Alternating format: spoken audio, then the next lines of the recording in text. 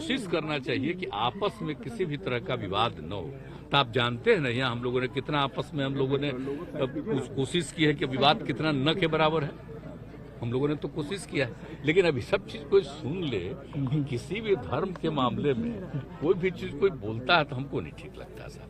हम ये सब में नहीं इंटरफेयर करना। मंत्री जी को अपनी बात वापस ले लेनी चाहिए ना। नहीं, हम तो उसको कह चुके हैं, अब आपको क्या बोले, पहले कह चुके हैं। तो मंत्री जी वापस नहीं ले रहे हैं। अब तो उनके पार्टी के तरफ से भी कह दिया है ना, तो सब ठीक है। ये सब पर मत ज्यादा चर्चा। अलायंस में सब कुछ ठीक है सर, गठबंधन में सब कुछ ठीक है। कोई बात नहीं। अरे भाई, कोई इंडिविजुअल बेचारे को कोई दिमाग में बात आती है, कोई भूल होता है, इसका मतलब है कि कोई अलायंस में और पार्टियों में किसी तरह की कोई बात नहीं।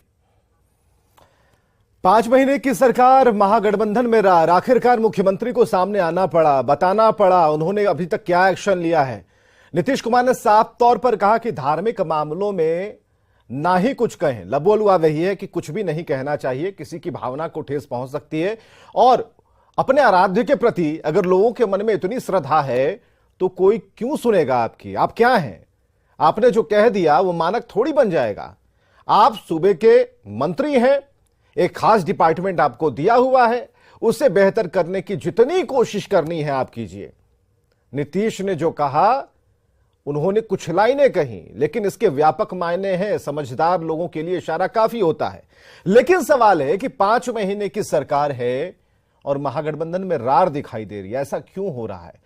इसी पर चर्चा होगी, मंथन होगा। हमारे साथ जो मेहमान हैं आज, विनोद शर्मा प्रवक्ता बीजेपी से, शक्ति आजोदी प्रवक्ता आरजेडी से, अभिषेक झा जी प्रवक्ता जेडीयू से, राजेश भट्ट मुख्य प्रवक्ता एलजेपी रामविलास। बहुत बहुत स्वागत है सभी लोगों का। आज अभिषेक, जो हम बराबर कह रहे थे कि नीतीश कुमार चुप क्यों है, चुप क्यों है, चुप क्यों है, रिपीट कर रहे थे, आज नीतीश कुमार सामने आते हैं। उन्होंने कहा, और उनसे यह भी पूछा गया कि मंत्री जी को आपने क्या कहा, तो उन्होंने कहा कि हम तो कहिए दिए हैं। यानी सारा कुछ सेट हो चुका है। और जो 5 महीने की सरकार में इतना उथल पुथल नहीं होना चाहिए था कि इतनी आजादी मिल जाए, जबकि एक बार कहा जाता है आरजेडी में 2 लोग अधिकृत हैं। यह अच्छी बात थी कि तेजस्वी या फिर लालू प्रसाद। जब ये लोग चुप हैं तो बाकी नेताओं को खुद ब खुद चुप हो जाना चाहिए, लेकिन कोई भी कुछ बोले जा रहा है। आखिरकार मुख्यमंत्री को बोलना पड़ा। अभिषेक, आज मुख्यमंत्री को आना पड़ा, क्या पैचअप दिखाने के लिए आना पड़ा या फिर मुख्यमंत्री ने कुछ इशारा किया है? हमें जरा इसे समझाइए, मुख्यमंत्री आज क्यों आए? ये मुख्यमंत्री जी समाधान यात्रा पर घूम रहे हैं और उस दरमियान मीडिया के साथियों ने उनसे इस मसले को लेकर सवाल किया। नीतीश कुमार जी ने अपनी और पार्टी की आइडियोलॉजी को स्पष्ट किया है, जिस बात को हम लोग भी लंबे समय से कहते आ रहे हैं कि हमारी पार्टी, हमारे नेता मानते हैं कि हर जाति धर्म के लोगों का सम्मान होना ही चाहिए।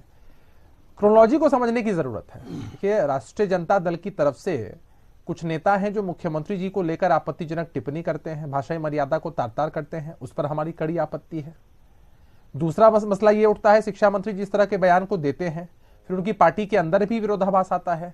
हम लोग तो इसी चीज का इंतजार कर रहे थे कि जब राष्ट्रीय जनता दल की तरफ से अधिकृत हैं तेजस्वी प्रसाद यादव जी या लालू प्रसाद यादव जी, वही लोग इन मामलों को देखेंगे, स्टैंड स्पष्ट करेंगे। आपने लगातार हमारी पार्टी के वरिष्ठ नेताओं का बयान चलाया है, चाहे हमारे राष्ट्रीय अध्यक्ष आदरणीय ललन सिंह जी हों, संसदीय बोर्ड के अध्यक्ष उपेंद्र कुशवाहा जी हों, अशोक चौधरी जी हों, हमारे मुख्य प्रवक्ता नीरज कुमार जी हों, सभी लोगों ने पार्टी के स्टैंड को स्पष्ट किया है और बताया है कि हमारी पार्टी क्या सोचती है। लेकिन इस बात से इनकार नहीं किया जा सकता। खुद तेजस्वी प्रसाद यादव जी ने भी कुछ समय पहले मीडिया के सामने कहा था, उनकी पार्टी के अंदर भी कुछ लोग हैं जो बीजेपी के एजेंडे पर चलते हैं, बीजेपी के एजेंट के रूप में काम करने की कोशिश करते हैं ताकि गठबंधन को कमजोर करने की साजिश रच सके।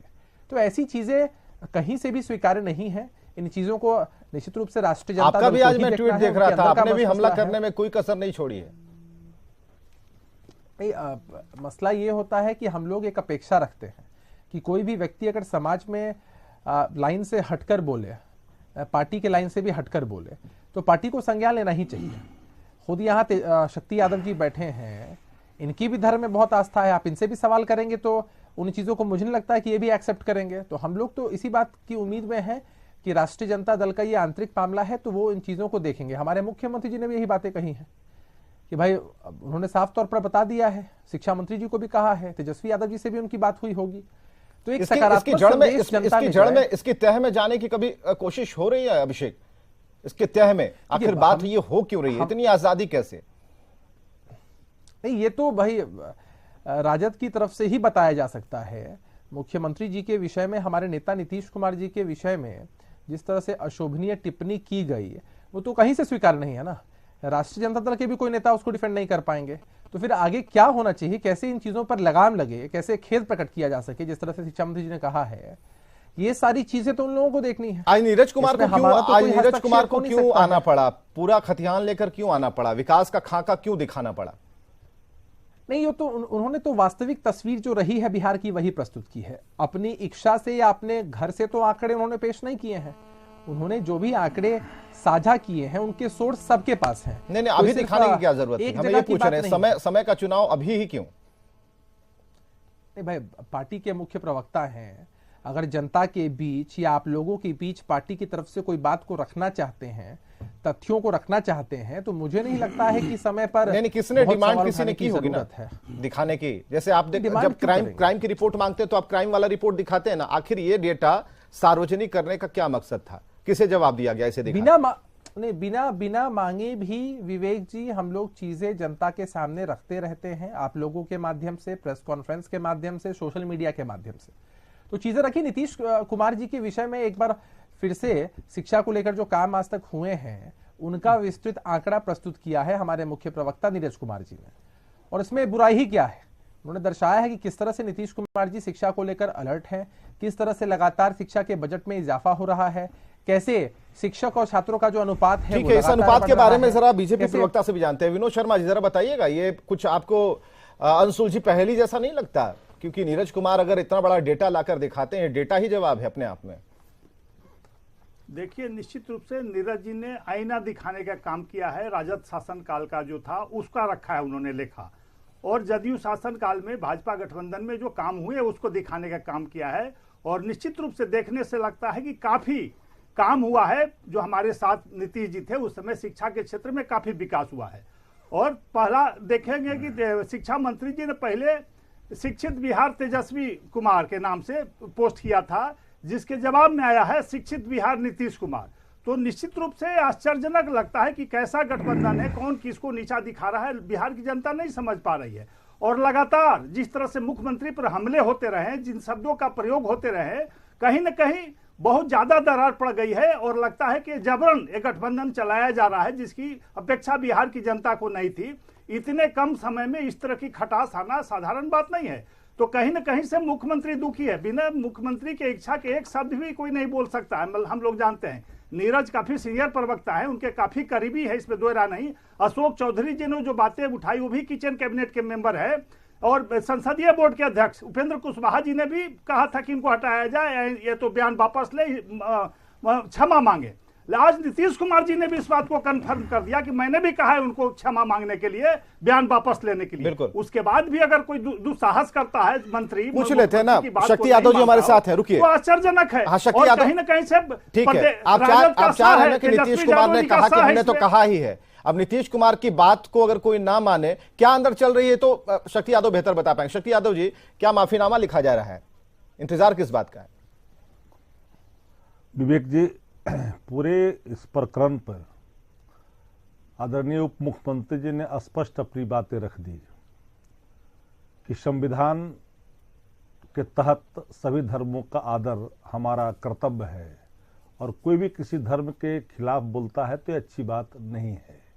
और ये बातें पूरी तौर पर उन्होंने रेखांकित कर दी। लेकिन एक बात आपने पूछा और कई बात हमारे साथियों ने कहा, हम इनको आईना दिखाने के लिए यहाँ बैठे नहीं हैं। भारतीय जनता पार्टी ने एक बात कही, जब इनके कोटे के जो विभाग थे, नीति आयोग ने क्या क्या रपटे दिखा करके क्या क्या कार्रवाई की बिहार के संदर्भ में, यह किसी से छुपी हुई नहीं है। एक बात और उन्होंने कह दी, बढ़ता बिहार, तेजस्वी सरकार, तेजस्वी बिहार। तेजस्वी सरकार नहीं है, तेजस्वी बिहार है।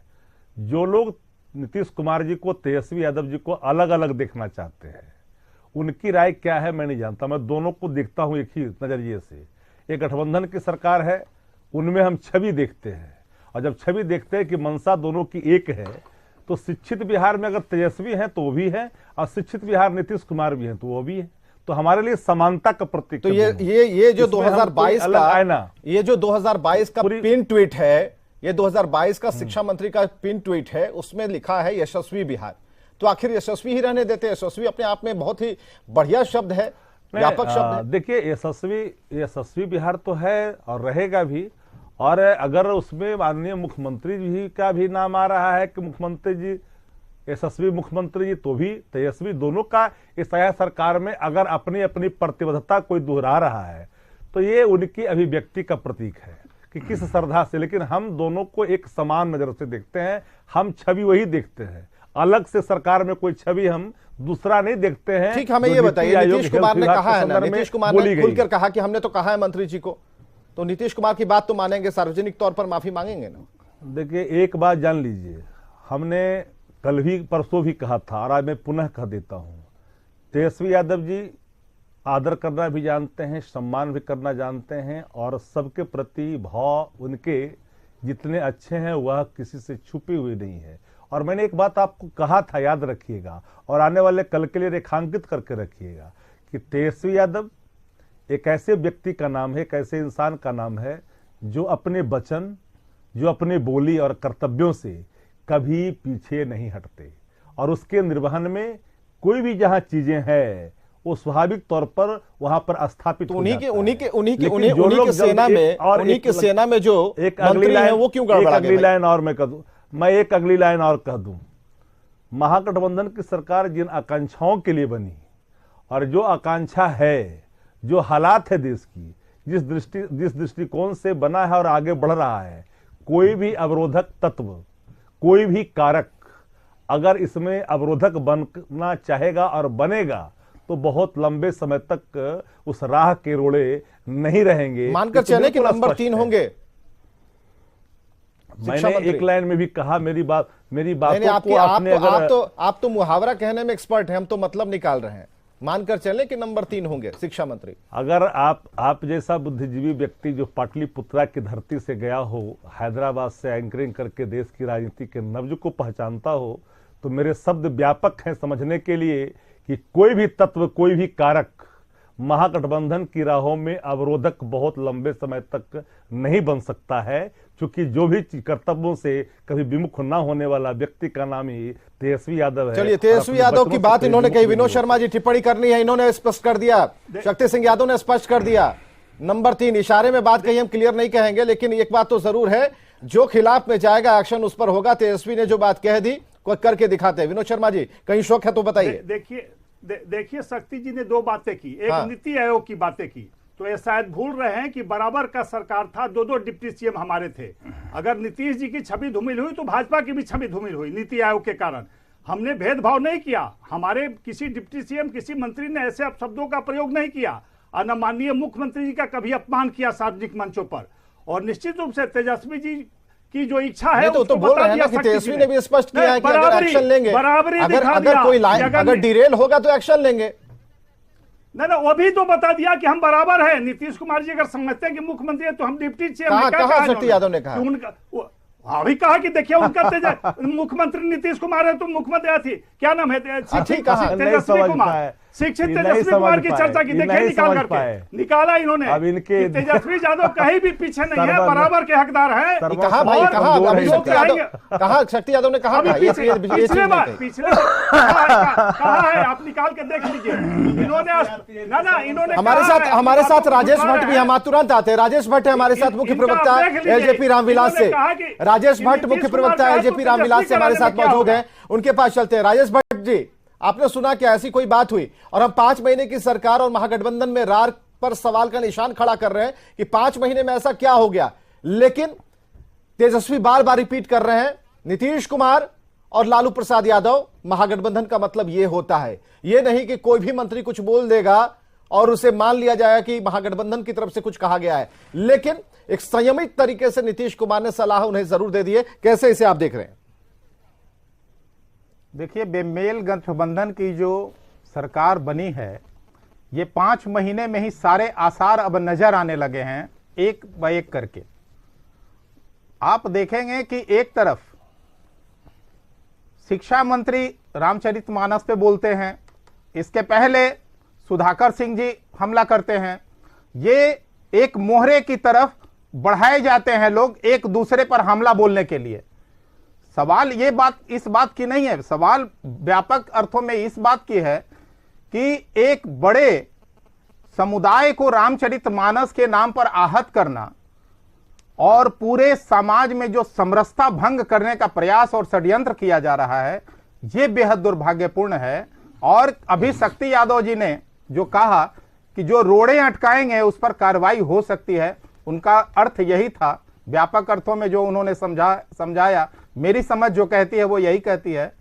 तो आखिर नीतीश कुमार जी को क्या मजबूरी है कि अनुशासनात्मक कार्रवाई नहीं हो रही है, मंत्रिमंडल से बाहर नहीं किए जा रहे हैं? दुर्भाग्य है कि ट्विटर वार चला हुआ है, अपने अपने नेताओं का वैभव दिखाया जा रहा है कि हमारे नेता बढ़े तो हमारे नेता बढ़े। ये समन्वय की जगह प्रतिरोध जो दिख रहा है, नहीं लगता कि यह सरकार बहुत ज्यादा दिन चल पाएगा। चलिए, नहीं चल पाएगी सरकार, ये तो नीतीश कुमार और तेजस्वी और लालू प्रसाद बेहतर जान पा रहे होंगे, क्योंकि सरकार जिस तरह से महागठबंधन का आकार उन्होंने दिया तो सरकार चलाने के लिए दिया होगा। ऐसा थोड़ी कि 5 महीने बाद हम लोग अलग हो जाएंगे। लेकिन इस बीच में बिहार के लोगों को इनकी आपसे मुर्गी लड़ाई से क्या मतलब है? बिहार के लोग क्या चाहते हैं? अभिषेक जवाब दीजिए। बिहार के लोग शांति चाहते हैं, अमन चाहते हैं, विकास चाहते हैं, शिक्षा चाहते हैं, स्वास्थ्य। मैं जवाब दे दूं। हाँ, बिहार के लोग न्याय के साथ बिहार के लोगों को इस तरह से बरगलाने का जो प्रयास हो रहा है, यह दुर्भाग्यपूर्ण है। भट्ट साहब रुक जाइए, मैं जवाब दे देता हूं आपके सवालों का। बिहार के लोग न्याय के साथ विकास के एजेंडे पर चल रहे हैं, यही चाहते भी हैं। कैसी न्याय हो रही है? मैं जवाब तो सुन लीजिए। न्याय कैसी हो रही है? अरे आपकी तो पार्टी लाठियों और गोलियों की सरकार आप लोगों ने बना के रख दिया है बिहार में। पार्टी सत्ता में नहीं है तो आपको न्याय तो नहीं दिखेगा। आप कहीं ना कहीं विखंडित हो चुके हैं पार्टी के स्तर पर, तो आपको नहीं दिखेगा। बीएसएससी के मैं जानता हूं कि आपको नहीं दिखेगा, बीपीएससी के मैं जानता हूं कि आपके पास चश्मा नहीं है तो आपको नहीं दिखेगा। मेरी बात सुन लीजिए राजेश भट्ट, आपने अपनी बारी में कहा, मैंने इंटरप्ट नहीं किया। मेरी बात को ध्यान से सुन लीजिए। देखिए, महागठबंधन का एजेंडा विकास का एजेंडा है, कैसे बेरोजगारी और महंगाई से लड़ा जाए ये एजेंडा है, देश के स्तर पर विपक्षी एकजुटता कैसे सुनिश्चित हो सके ये एजेंडा है। महागठबंधन का एजेंडा धर्म का एजेंडा नहीं है। हम भारतीय जनता पार्टी की तरह या आप लोगों की तरह तनावपूर्ण राजनीति नहीं करते हैं। हम लोगों ने कभी इस चीज को बढ़ावा नहीं दिया है। वही बातें हमारे नेता नीतीश कुमार जी ने कही हैं। तेजस्वी यादव जी भी यही बातें कहते हैं। आप लोग तो यही कर रहे हैं ना कि बिहार के लोग तेजस्वी यादव जी हो, लालू प्रसाद यादव जी हो, एक नए मोहरे आगे बढ़ाते रहते हैं। रुक जाइए। आज पूरा बिहार तेजस्वी यादव हो, लालू प्रसाद यादव जी हो, सभी लोग इसी बात का समर्थन करते हैं। आपके मंत्री, शिक्षा मंत्री, हर पार्टी में कुछ जयचंद होते हैं, हर पार्टी में कुछ जयचंद होते हैं। जयचंद है, अशोक चौधरी जयचंद है, जयचंद है।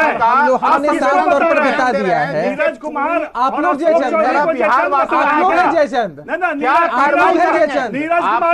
नीरज कुमार ने जो आईना दिखाया लोग वो समझ में नहीं आ रहा है। नीरज कुमार ने किसको आईना दिखाया? नरेश अग्रवाल के विषय में क्या कहेंगे? अशोक चौधरी ने किसको आईना दिखाया?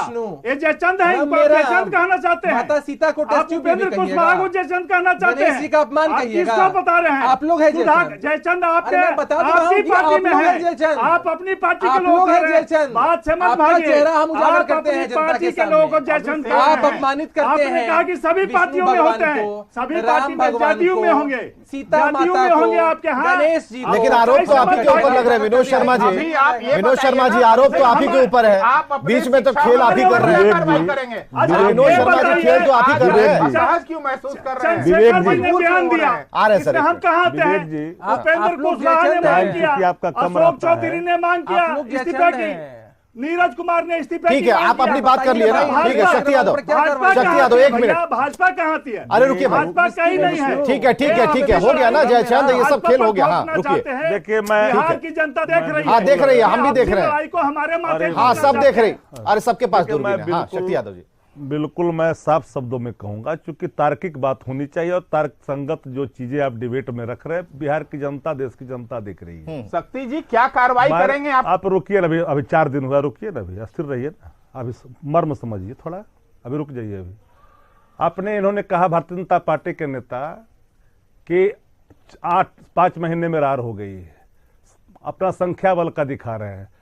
7 दलों का गठबंधन होने के बावजूद भी एक उप मुख्यमंत्री है, यह श्रद्धा है नीतीश कुमार जी में। आपका एक बार संख्या बल बढ़ा, उपेंद्र कुशवाहा जी का अब नाम रुकिए आ ना। गया, भरम में मत रहिए। एक बार उपेंद्र संख्या, कुशवाहा जी रुक चर्चा जाइए में आ गए हैं, कभी भी ओथ फालतू दिलाना को पड़ लोग को सकता बुलाए है। तो हम लोग को मत बुलाइए। ना फालतू। अरे रुकिए रुकिए बताइए। विनोद शर्मा जी, क्या रुकिए ना। बात अनडिजायरेबल अरे भाई अगला दिक्कत सवाल भी होता तो है। पूछेंगे। हाँ, आप जवाब दीजिएगा ना। दूसरी बात आ जाइए, संख्या बल का अहंकार दिखाया, दो डिप्टी सीएम आपने थोप दिया। हमने कभी अहंकार का परिचय नहीं दिया। सरकार के कार्यक्रम, सरकार के निर्णयों पर कोई सवाल नहीं हुआ। ठीक है, एक मंत्री की बातों से आहत अगर समुदाय हुआ, एक पुस्तक, एक धार्मिक पुस्तक जिसमें आस्था है, उसके संदर्भ में नेता हमारे स्पष्ट कर दिया। और हमने भी आपके चैनल पर कहा कि एक दोहे के चौपाई के संदर्भ में कोई बात हुई या ग्रंथ जो भावना आहत हुई, मैं इसका पक्षकार नहीं हूं।